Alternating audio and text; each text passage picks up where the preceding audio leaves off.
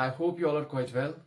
तो हमारी जो ये कन्वर्जन सीरीज है इसको हम कंटिन्यू करते हैं और हमारा जो मेन फोकस रहता है वो इस पे रहता है कि एक शॉर्ट कन्वर्जन को हम लॉन्ग कन्वर्जन में कैसे कन्वर्ट करेंगे so that most of the reagents are covered.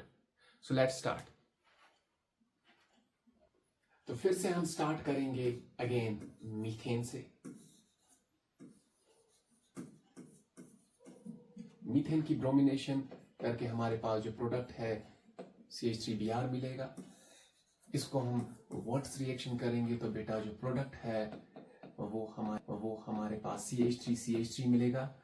ये कन्वर्जन हमने ऑलरेडी पढ़ा है। ये तो सेम कन्वर्जन जो हमने लास्ट वाले क्लास में किया था। अब अगर मैं इसको फर्दर ट्रीट करूं Br2HNu के साथ, हमारे पास जो प्रोडक्ट है वो इथाइल ब्रोमाइड मिलेगा और इथाइल ब्रोमाइड को फिर से वर्ड्स रिएक्शन करेंगे तो हमारे पास जो प्रोडक्ट है बेटा वो है N-ब्यूटेन।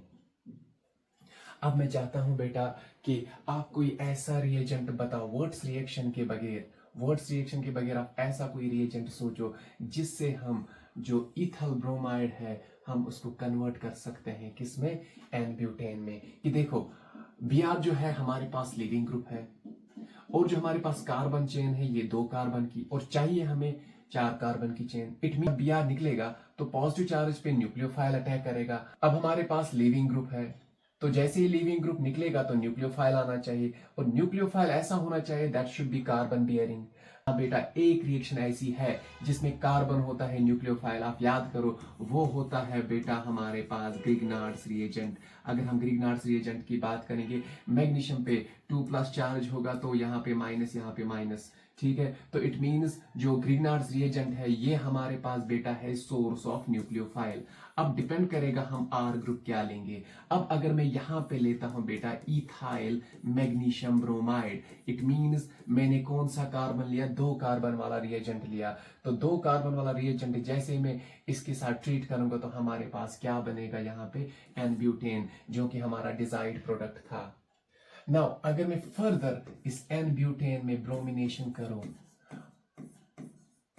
नाउ दिस टाइम जो हमारे पास कार्बन है वहां पे 1 डिग्री भी है, 2 डिग्री। इससे पहले जब हम ब्रोमिनेशन करते थे ये तो सेम कार्बन थे।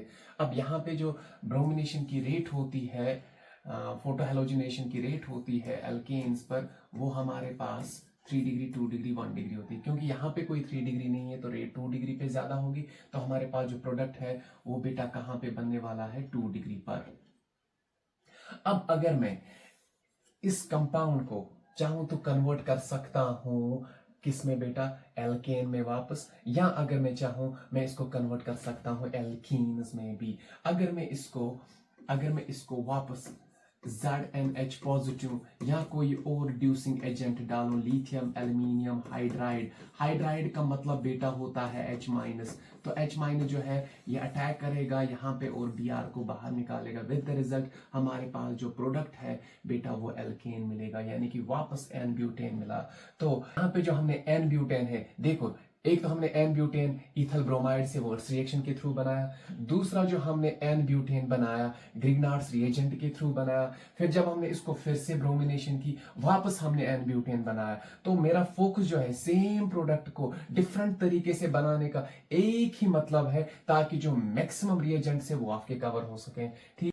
Now let's treat this 2-bromobutane with alcoholic KOH.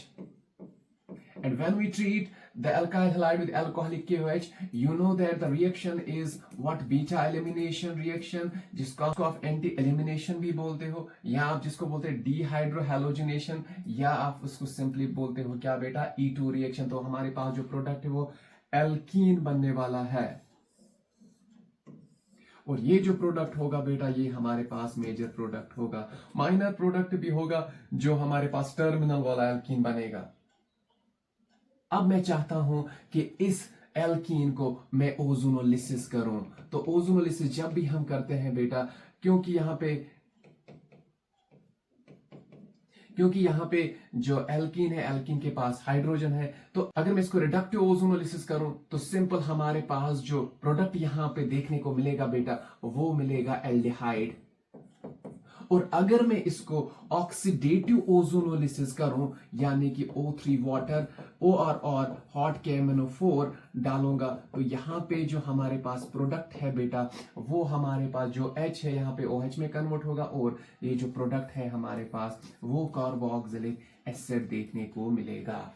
अब याद करो बेटा आप जो यहाँ पे हमारे पास एल्केन है, क्या कोई रिएक्शन है जब हम एल्केन को क्या करते हैं कन्वर्ट किस में, एल्डिहाइड में, क्योंकि कार्बन नंबर यहाँ पे 2 है, यहाँ पे भी 2 है, तो एक रिएजेंट हमने आपको लास्ट वाले लेक्चर में बोला था मोलिब्डेनम ऑक्साइड को जब हम हीट, अब देखो ये जो एल्डिहाइड है हमारे पास, क्या मैं इस एल्डिहाइड को वापस कार्बोक्सिलिक एसिड में कन्वर्ट कर सकता हूँ? कोई भी स्ट्रॉन्ग ऑक्सीडाइजिंग एजेंट लीजिए आप एल्डिहाइड को जो किस में कन्वर्ट करेगा, कार्बोक्सिलिक एसिड में। क्या चाहिए, एक ऑक्सीडाइजिंग एजेंट, वो आप कोई सा भी ले सकते हो, हॉट KMnO4 भी डालेंगे उससे भी ऑक्सीडेशन होगी।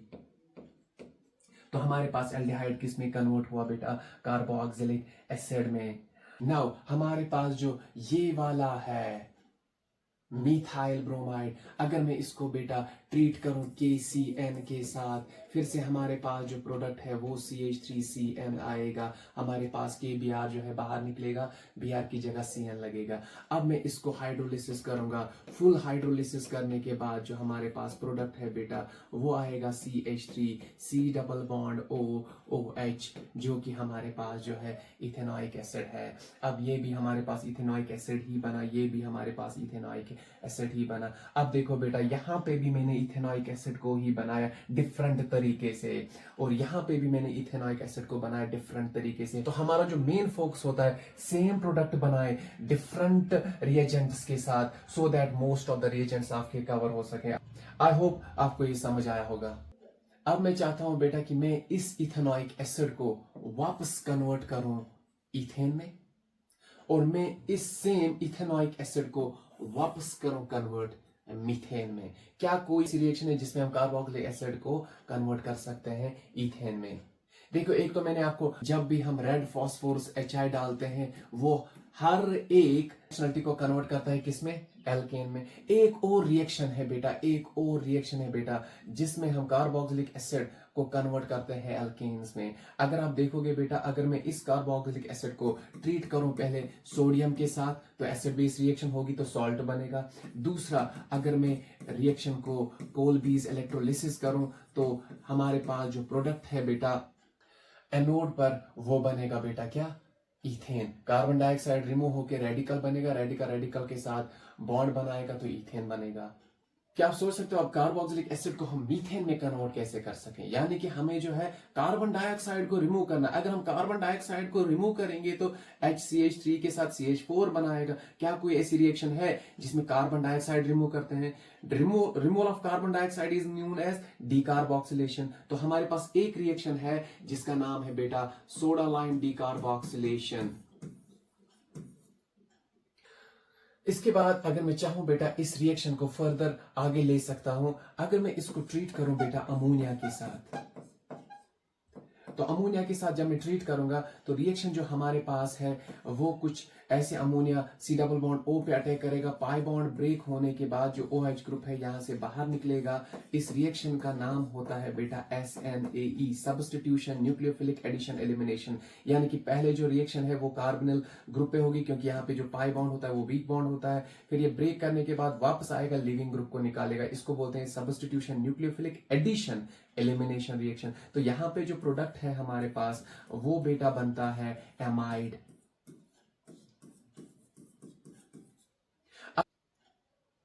अब मैं चाहता हूं इस एमाइड को मैं एमाइन में कन्वर्ट करूं।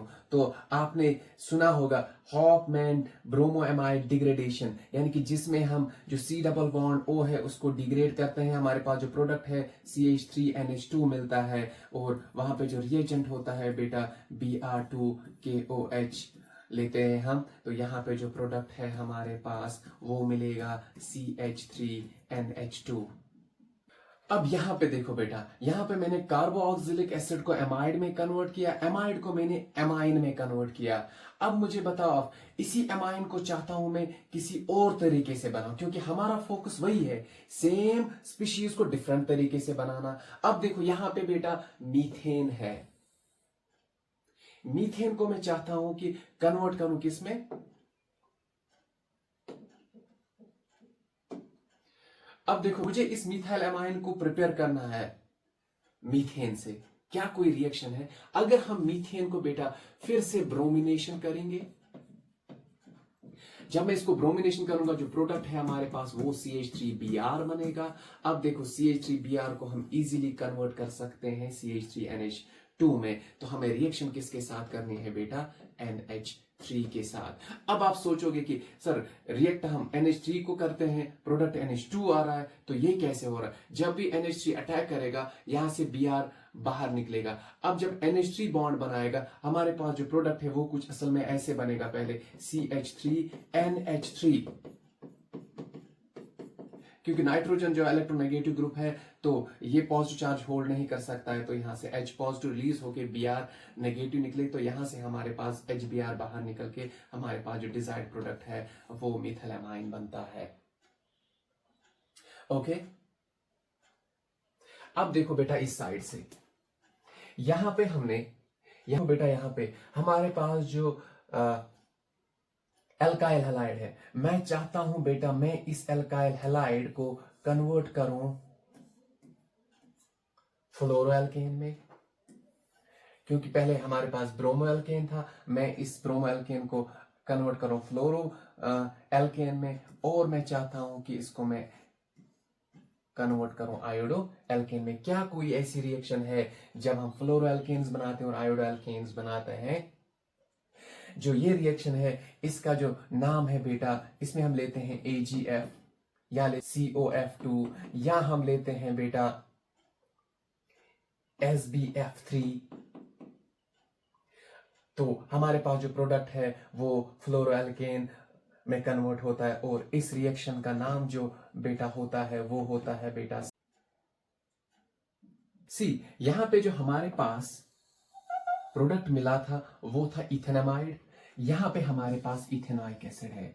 क्या मैं इस इथेनामाइड को इथेनॉइक एसिड में कन्वर्ट कर सकता हूं? सोचिए बेटा सोचिए, मैं आपको थोड़ा सा आइडिया दूंगा। अगर मैं इसको रिड्यूस करूं तो लिथियम एल्यूमिनियम हाइड्राइड और वाटर के साथ ट्रीटमेंट करने के बाद हमारे पास जो प्रोडक्ट है वो बनेगा CH3CH2NH2। अब इस NH2 को मैं डायजोटाइजेशन करूं, याद रखना बेटा जब भी आपको गिवन होगा HNO2 आपको समझना है कि ये HNO2 बना होगा NaNO2 प्लस HCl से, क्योंकि यहां पे डबल डिस्प्लेसमेंट रिएक्शन होने के बाद प्रोडक्ट HNO2 बनता है। तो HNO2 यही रिएक्टिव स्पीशीज होता है which is responsible for the डायजोटाइजेशन for this NH2 group. तो यहाँ पे जो टेम्परेचर होता है बेटा वो 0 to 5 डिग्री सेल्सियस होता है। जो यहाँ पे जो प्रोडक्ट बनेगा वो बनेगा CH3C, और ये हमारे पास बेटर लिविंग ग्रुप होगा, क्योंकि यहाँ पे अगर न्यूक्लियोफाइल आपको नहीं दिया जाएगा तो आपको सिंपली वाटर लेना है, सॉल्वेंट के साथ ट्रीटमेंट होके प्रोडक्ट जो है हमारे पास CH3CH2OH यानी कि प्राइमरी अल्कोहल बनेगा। अब बेटा convert this primary alcohol into carboxylic acid, और we can convert it into the aldehyde, corresponding aldehyde, यानी कि कार्बन नंबर सेम होना चाहिए। तो यहाँ पे हम क्या लेते हैं, हॉट KMnO4 लेंगे, या हम जून्स रिएजेंट ले सकते हैं CrO3H2SO4, या हम काम कर सकते हैं इसी अल्कोहल को कन्वर्ट कर सकते हैं एल्डिहाइड में, तो हम माइल्ड ऑक्सीडाइजिंग एजेंट लेंगे PCC पायरिडीनियम क्लोरोक्रोमेट और पायरिडीनियम डाइक्रोमेट, और हम CrO3 को एस्टोन के साथ लेते हैं। ठीक है, तो 1 डिग्री अल्कोहल को हम एसिड में भी कन्वर्ट कर सकते हैं strong by using the strong oxidizing agent, और we can convert it into the aldehyde while using the mild oxidizing agent. Okay, so I hope आपको ये कन्वर्जन अच्छे से समझ आया होगा। All the best.